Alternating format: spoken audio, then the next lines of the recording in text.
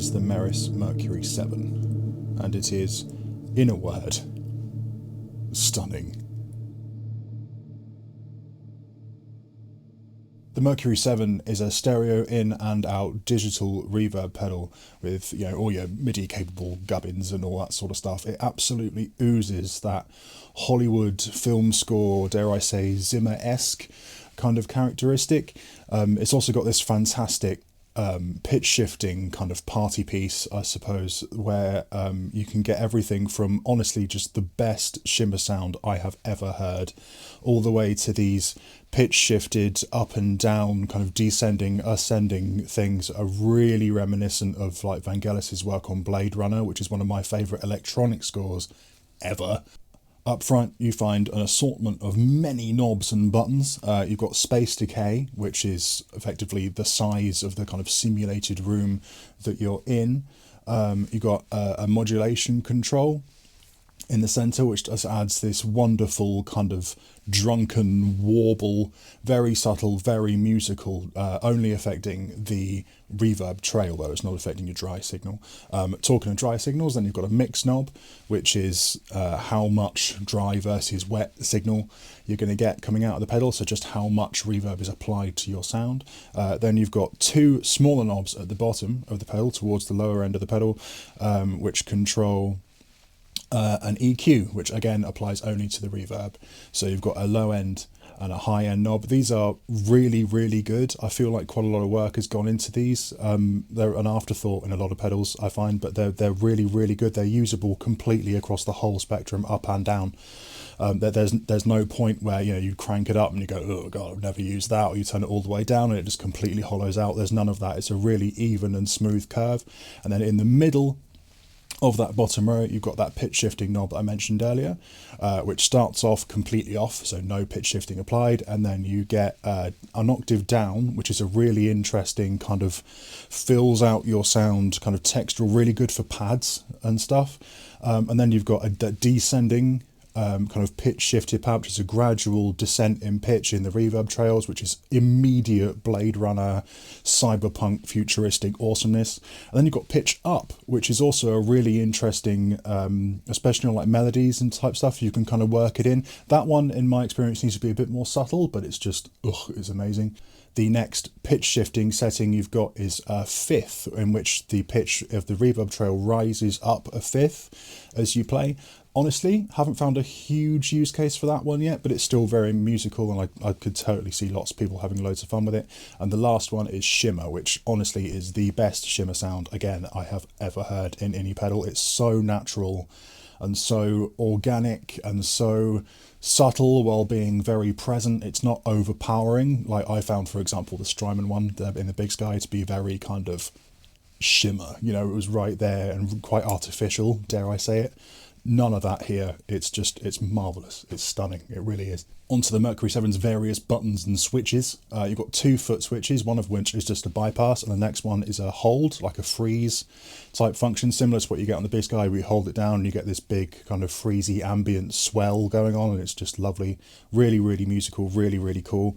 There's an alt button just above that, which allows you to access the alternate functions of the various knobs on the Mercury7, which allow you to control stuff like how quickly the onset of that pitch shifting happens, sort of little niggly bits like that. You don't need to access those, so you don't really need to kind of worry about those too much, but if you're the kind of person that likes to kind of dig in, then it is there, even though the front of the pedal is kind of deceptively simple looking, which I really, really like. And then the last thing is that there is just a little button across the right-hand foot switch, which controls which of the 2 reverb algorithms built into Mercury7 you're going to get. These are Ultra Plate and my personal favourite, Cathedra.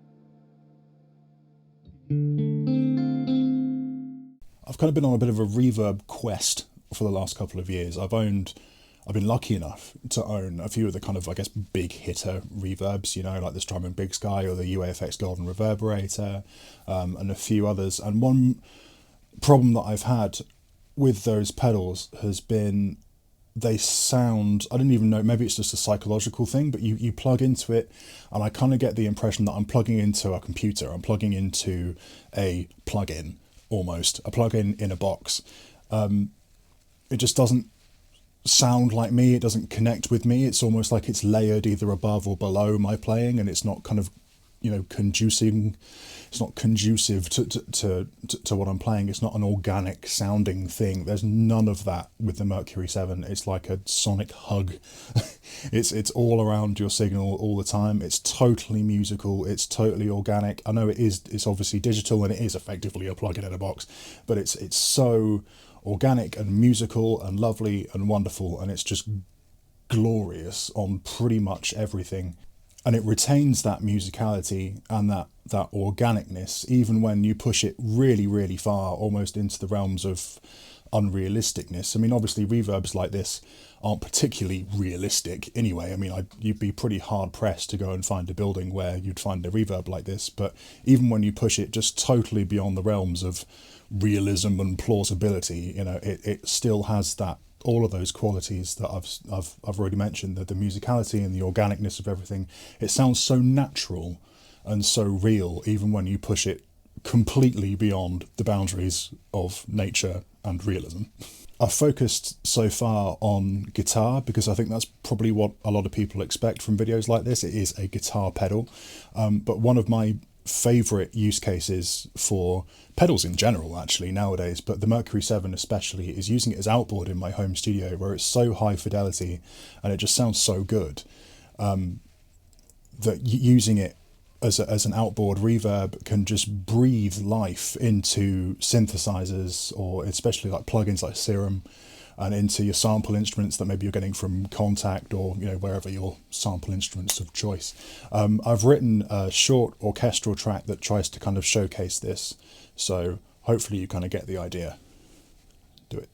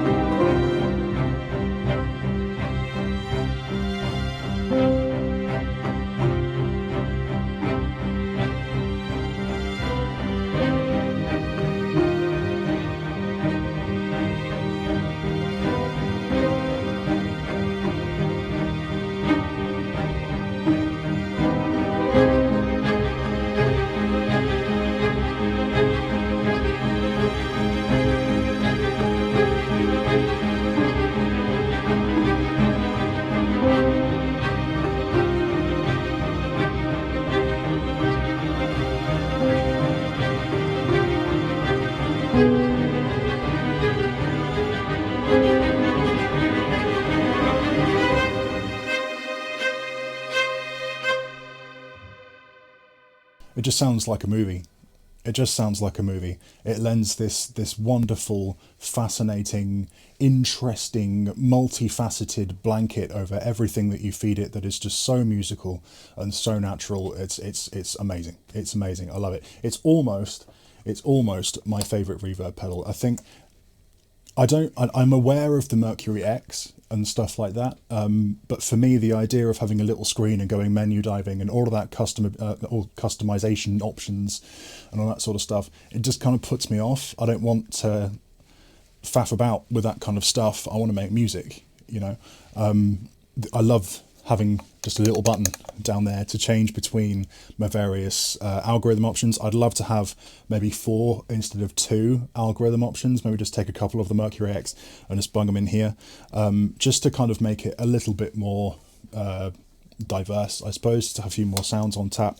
My only other thing that I would change is the input. Although it is stereo, it is a single TRS, so it's a stereo TRS jack, and Meris do include a cable that is 2 TRSs into 1 TRS jack, but it would be nice if it was just 2 standard TRS jacks. I feel like that would probably work better on most people's boards, or in the studio and all that sort of stuff. If you made it to the end, thank you so much for watching. I really appreciate you sticking around. What's your favourite reverb pedal? I am on a quest, as I said, and I'm fascinated to know what you guys think. I'm sort of thinking about Death by Audio Rooms, but it doesn't look like it does the kind of ambient goodness that maybe I'm kind of into at the moment. I'm thinking about a Walrus Audio Slower.